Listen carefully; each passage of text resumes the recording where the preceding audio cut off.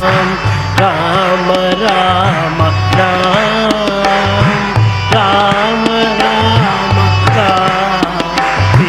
రామ రామ. అప్పుడు ఏం చెప్పారు తెలుసా అండి? నువ్వు లవణాసురుని సంహరించి ఆ రాజ్యాన్ని పరిపాలించు అని చెప్పారు. శత్రుఘ్నుని లవణాసురుడు తలక రాజ్యాన్ని పరిపాలించమన్నాడు, లవణాసురుని చంపి. అయితే శత్రుఘ్నుడు మార్గమధ్యలో అడవిలో ఎవరి దగ్గర? వాల్మీకి ముని ఆశ్రమంలో ఆ రాత్రి ఆశ్రయం పొందాడు. ఎవరి ఆశ్రమంలో ఆశ్రయం పొందాడండి? ఆ రాత్రి సీతమ్మ వారు 12 2 మగబిడ్డలకు జన్మనిచ్చారు. తన వదిన గారికి తను వచ్చాయని తెలియదు. ఆ బిడ్డల్ని వాల్మీకిని యొక్క అనుమతితో వెళ్ళి చూసి కనులారా దర్శించి రామచంద్రాయనుచూ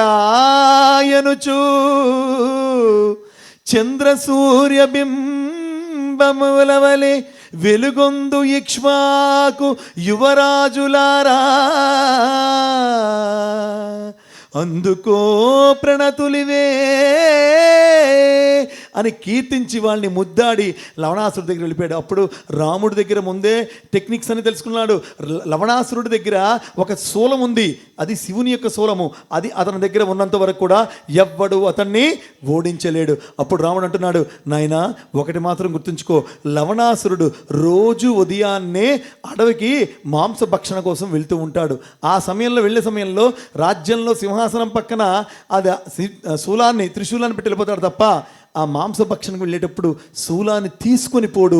నువ్వు అట్టి సమయంలో అడవిలో వాడిని వధించంటే, అదేవిధంగా శత్రుఘ్నుడు వెళ్ళి అక్కడ లవణాసురుని వధించి మరలా ఆ రాజ్యాన్ని అంతా పరిపాలించి 12 సంవత్సరాల రాజ్యాన్ని పరిపాలించిన తర్వాత ఒక జాబు పంపుతాడు శ్రీరాముడికి. రామచంద్రాన్ని ఎడబాటు నేను బాయలేకపోతున్నాను, ఉండలేకపోతున్నాను, నాకు ఈ రాజ్యం వద్దు, ఏమొద్దు, నీ యొక్క చరణ సాన్నిధ్యం చాలంటే, అయితే వచ్చే అంటే మరలా వస్తున్నప్పుడు మార్గ మధ్యలో ఆ వాల్మీకి ఆశ్రమానికి వచ్చి చూస్తున్నప్పుడు అప్పటికే వాల్మీకిని యొక్క దివ్యమైనటువంటి ఆ శిక్షణలో ఎంతో తర్ఫీదు పొందినటువంటి ఆ బాలురు ఇరువురైనటువంటి కుశలవలు లవకుశలు అద్భుతముగా రామ కథను వినరయ్యా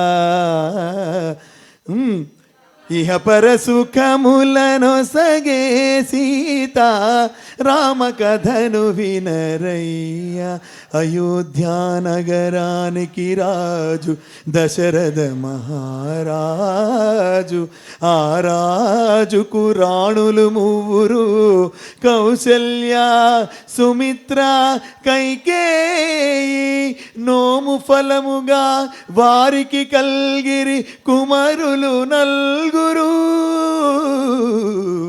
రామ లక్ష్మణ భరత శత్రుఘ్నులు అక్కడుండెను శత్రుఘ్నుడు. అది విని శత్రుఘ్నుడు వెంటనే పరిగెట్టి వెళ్ళి ఆ బిడ్డల్ని ఆలింగనం చేసుకొని బంగారు తండ్రులారా జోహార్లు మీకు అన్నాడు. ఎంత అద్భుతమైనటువంటి సన్నివేశం ఎక్కడైనా మనం విన్నామా? వారికి చెప్పలే, నేను చిన్నాన్రా, నేను నీ బాబాయిని, మీ నాన్న పంపించాడా, మీ అమ్మ వెళ్ళిపోయిందా అనలే. అది అంటే మన ఇంటి గుట్టుని మనమే బయట పెట్టుకొని పరువు ప్రతిష్టల్ని భంగం చేసుకొని భ్రష్టు పట్టించే గౌరవంతో సంస్కారహీనంగా మనిషి బతుకుతున్నప్పుడు ఏ విధముగా అన్నదమ్ముల మధ్య ఉండేటువంటి యొక్క వ్యత్యాసాలని కూడా చక్కగా అందముగా సంస్కారము ప్రేమ వాత్సల్యము గౌరవం దాంతో కప్పి ఎట్లా గుట్టుగా సంసారం అంటే ఎట్లా ఉండాలో, అన్న ఎట్లా ఉండాలి, ఆలి ఎట్లా ఉండాలి, భర్త ఎట్లా ఉండాలి, పిల్లలు ఎట్లా ఉండాలి, ఆజ్ఞ ఎట్లా ఉండాలి, కుటుంబం ఎట్లా ఉండాలి. కాబట్టి రామాయణం అనేటువంటిది కేవలం భక్తులకు సంబంధించిన తత్వమే కాదు. రామాయణం అనేది ప్రతి ఇంట ప్రతి ఒక్కరు తెలుసుకోవాల్సిన మానవత్వ అంశాన్ని స్వామి దగ్గర మనం గట్టిగా మన యొక్క అశ్వత్థానములతో పరమాత్మకు మనం తెలియజేయాలి.